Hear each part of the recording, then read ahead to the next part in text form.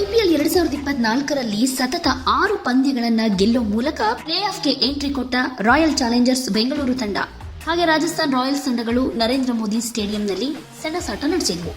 ಈ ಮಹತ್ವದ ಪಂದ್ಯದಲ್ಲಿ ರಾಜಸ್ಥಾನ್ ತಂಡ ಟಾಸ್ ಗೆದ್ದು ಮೊದಲು ಬೌಲಿಂಗ್ ಸೆಲೆಕ್ಟ್ ಮಾಡಿಕೊಳ್ತು. ಈ ಮೂಲಕ ಮೊದಲು ಬ್ಯಾಟಿಂಗ್ಗೆ ಬಂದ ಆರ್ಸಿಬಿ ಉತ್ತಮ ಆರಂಭ ಪಡೆದುಕೊಳ್ಳಿಲ್ಲ. ಪವರ್ ಪ್ಲೇ ಅಂತ್ಯಕ್ಕೆ 1 ವಿಕೆಟ್ಗೆ 50 ರನ್ ಗಳಿಸಿದ್ರು. ಆದರೆ ಪವರ್ ಪ್ಲೇ ಮುಗಿದ ಕೆಲವೇ ಹೊತ್ತಲ್ಲಿ ಬ್ಯಾಕ್ ಟು ಬ್ಯಾಕ್ ವಿಕೆಟ್ ಕಳೆದುಕೊಳ್ತು. ಈ ಮೂಲಕ ಆರ್ಸಿಬಿ ನಿಗದಿತ 20 ಓವರ್ಗಳಿಗೆ 8 ವಿಕೆಟ್ ನಷ್ಟಕ್ಕೆ 172 ರನ್ ಗಳಿಸಿತು.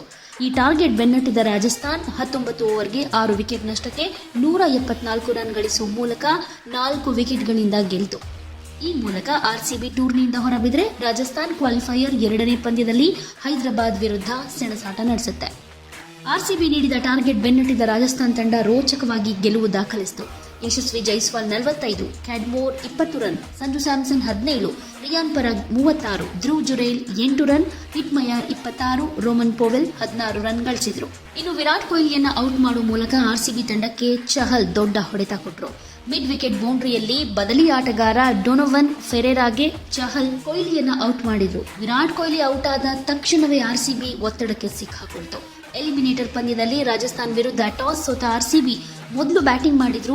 ನಿರೀಕ್ಷೆಗೆ ತಕ್ಕ ಹಾಗೆ ಬ್ಯಾಟಿಂಗ್ ಮಾಡಲಿಲ್ಲ. ಈ ಮೂಲಕ 20 ಓವರ್ಗಳಿಗೆ 8 ವಿಕೆಟ್ ನಷ್ಟಕ್ಕೆ 172 ರನ್ ಗಳಿಸಿತು. ಬೆಂಗಳೂರಿನ ಆರಂಭ ಉತ್ತಮ ಆಗಿರಲಿಲ್ಲ.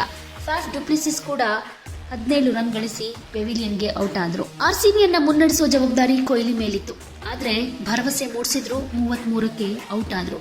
ಪಟಿದಾರ್, ಲೋಮ್ರೋರ್, ಗ್ರೀನ್ ಎಲ್ಲರೂ ಟ್ರೈ ಮಾಡಿದ್ರು. ವಿಕೆಟ್ ನಲ್ಲಿ ನೆಲೆಗೊಳ್ಳೋದಕ್ಕಾಗಲಿಲ್ಲ. ಒಟ್ಟಲ್ಲಿ ಆರ್ಸಿಬಿ ತಂಡದ ಬ್ಯಾಟಿಂಗ್ ವೈಫಲ್ಯ ಒಂದ್ ಕಡೆ ಆದ್ರೆ ಬೌಲಿಂಗ್ ನಲ್ಲೂ ಕೂಡ ಅಷ್ಟಾಗಿ ಸಂಘಟಿತ ಪ್ರದರ್ಶನ ನೀಡಲಿಲ್ಲ.